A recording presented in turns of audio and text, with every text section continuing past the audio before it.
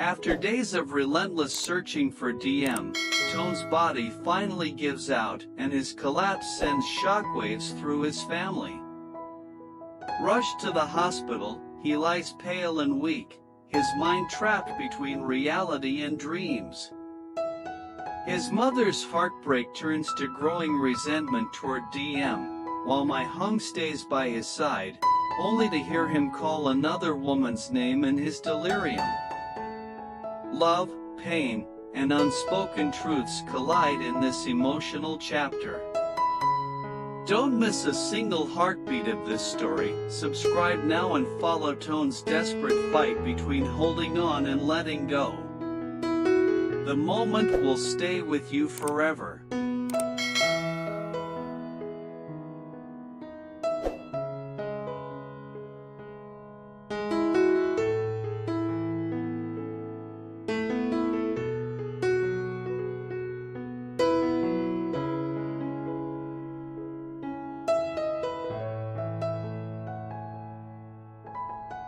The days had blurred into one long, endless stretch of exhaustion for Toan. Every morning, he would wake before the sun, his eyes heavy and bloodshot, yet driven by the same desperate mission to find Diem. He had searched through bustling towns, dusty villages, and winding roads that seemed to lead nowhere. His car smelled faintly of coffee gone cold, the passenger seat stacked with crumpled maps and notes of places he had already been.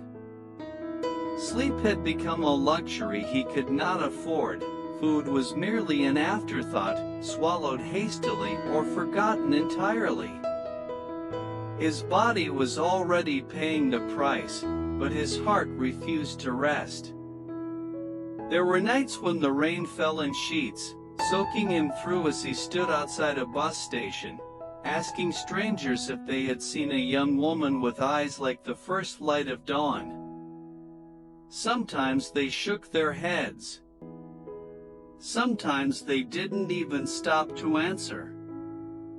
But Toan never gave up. Each note chipped away at his strength, yet it also pushed him further, deeper into the endless miles between him and the woman he loved. It was on the 6th day without proper rest that his body finally began to betray him. His hands trembled as he gripped the steering wheel, his vision narrowing, the road ahead wavering as though he were driving through heat haze. His heart pounded unevenly in his chest, and a sharp pain spread from his ribs to his back. He pulled into a small roadside hotel late that night, the neon sign flickering dimly against the darkness. Inside the narrow hallway, the air smelled faintly of old carpet and cleaning solution. Toan took just a few steps toward his room when the strength left his legs entirely. The walls tilted, and the dim yellow light seemed to swirl above him.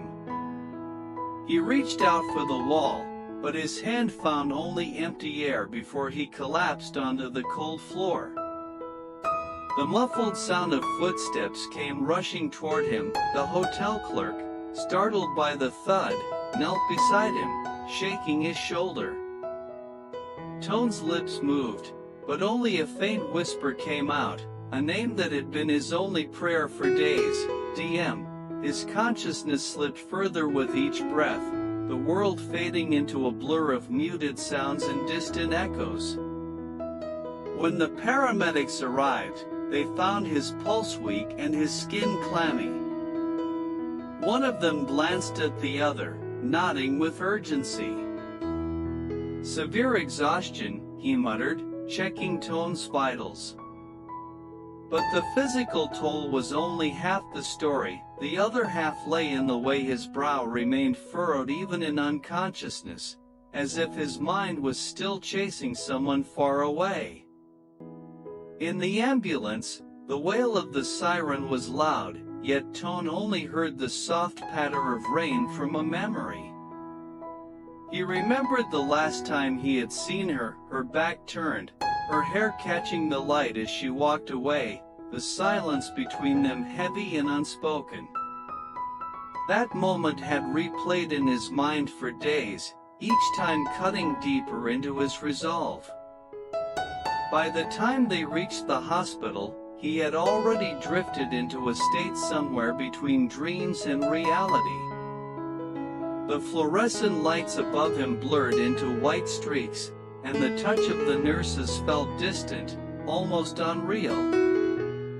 Yet through it all, one thought remained, tethering him to the waking world: I have to find her.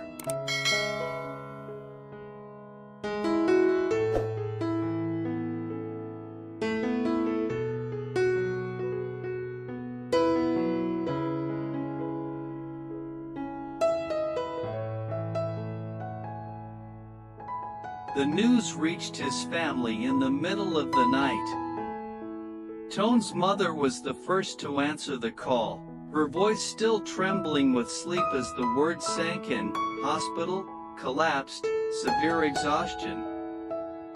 For a moment, she couldn't speak. The phone felt heavy in her hand, as if the weight of those words had seeped into her bones.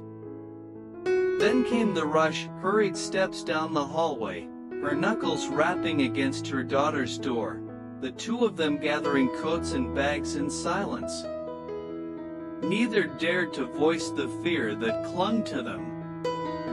When they arrived at the hospital, the antiseptic smell and harsh fluorescent light seemed almost hostile. The sound of hurried footsteps, the occasional beeping of machines, the rustle of white coats, everything pressed down on her, but nothing prepared her for the sight of her son lying on that bed. Toan's skin was pale, his lips tinged with the faintest shade of blue. His eyes were closed, lashes resting against hollow cheeks that had once been full of color. A thin line of sweat traced down his temple, and his chest rose and fell in slow, uneven breaths. There was an IV hooked into his arm, the steady drip of fluid the only sign that his body was still fighting. His mother's knees nearly gave way, and she clutched the edge of the bed for support. Her mind screamed at her to hold his hand, to brush his hair away from his face, to tell him she was there, but another thought struck even harder: if it weren't for that girl, he wouldn't be here. The name she refused to say aloud burned in her chest like poison. Every line of worry etched into Toan's face, every drop of strength drained from his body, in her mind, was the fault of Diem. The girl who had walked away, leaving her son chasing shadows until his body gave out. The girl who had caused sleepless nights, unanswered calls, and now the sterile room filled with the hum of medical machines. Her daughter, standing silently beside her, placed a hand on her shoulder. "Mom," she murmured softly, but her voice trailed off. She, too, could see the torment written across her brother's features, even in sleep. But while she felt the ache of helplessness, their mother felt something sharper: a resolve, an unspoken vow that she would never allow Diem near her son again. A nurse came in to check Toan's vitals, speaking in a hushed tone about his condition. Severe exhaustion compounded by extreme emotional stress. The words echoed in the room, and his mother's grip on the bed tightened. She had seen her son weather challenges before, the pressures of work, the burdens of family, but never had she seen him broken like this. She sat down at his bedside, her hands folded tightly in her lap, her gaze never leaving his face. The rise and fall of his chest became her only focus, as if by sheer will she could keep him breathing steadily. Yet, deep in her heart, a darker seed was taking root. She had lost too much already in her life, she would not lose her son to a love that had only brought him pain. The night dragged on, the sterile clock ticking above the door, marking each minute with cold indifference. Toan remained still, caught in the fragile space between rest and unrest. And though his mother whispered no words, her mind was full of them, bitter promises to protect him, even if it meant standing in the way of the woman he loved.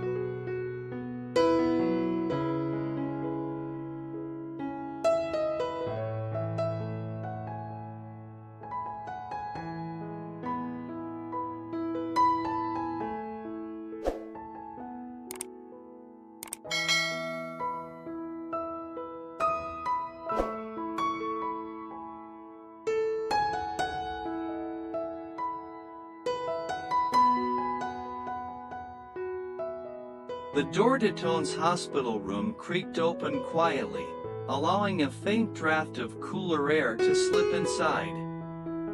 Mai Huong stepped in, her heels soft against the linoleum floor, carrying a small thermos of warm broth and a neatly folded blanket draped over her arm. She had come as soon as she heard the news, abandoning her work without a second thought.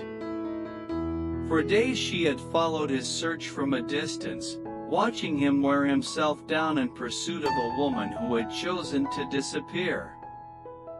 Now, seeing him lying there pale and still, her chest tightened with something between sorrow and a selfish flicker of hope.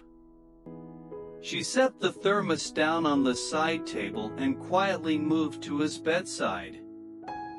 His mother, sitting rigid in the chair nearby, acknowledged her with a faint nod but said nothing. The silence in the room was thick, broken only by the rhythmic beeping of the monitor and the occasional sigh from the oxygen machine. Mai Huong dipped the corner of a clean towel into a basin of warm water and began to gently wipe the sweat from Toan's forehead. Her movements were slow, almost reverent, as though she feared he might shatter under her touch. For a moment, her gaze lingered on his face, the sharp lines softened by exhaustion, the faint stubble along his jaw, the way his lips parted slightly as he breathed. Then, without warning, his eyelids fluttered. His gaze, heavy with fatigue, drifted up to meet hers. For a heartbeat, he seemed confused, searching her face with an intensity that made her breath hitch.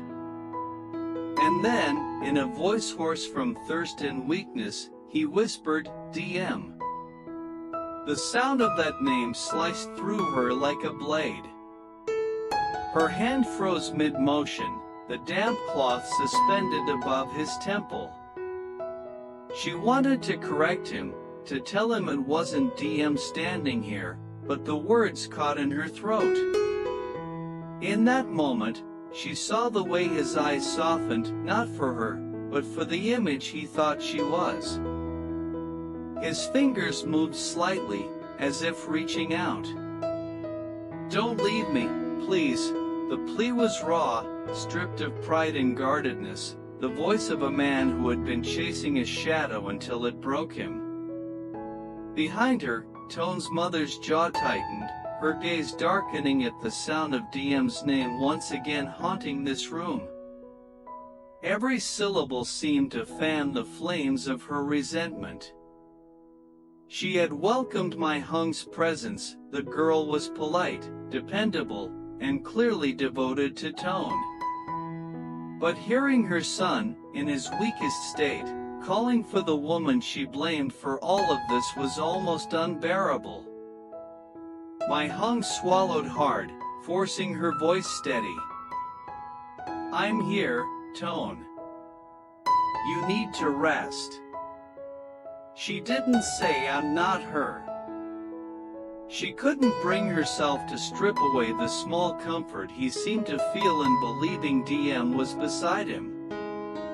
If it gave him even a moment of peace, she would play that role, no matter how much it hurt.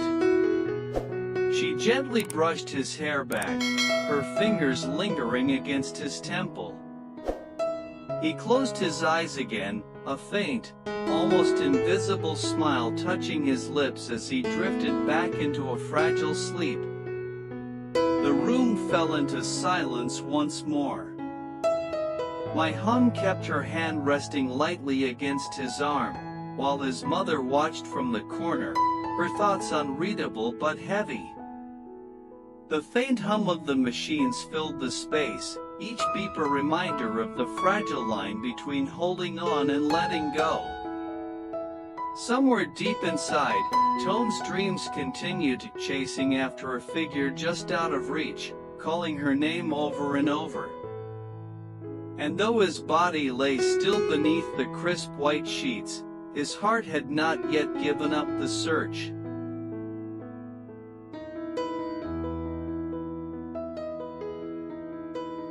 Hello, xin chào tất cả các khán giả của kênh Ly Tu Diem review.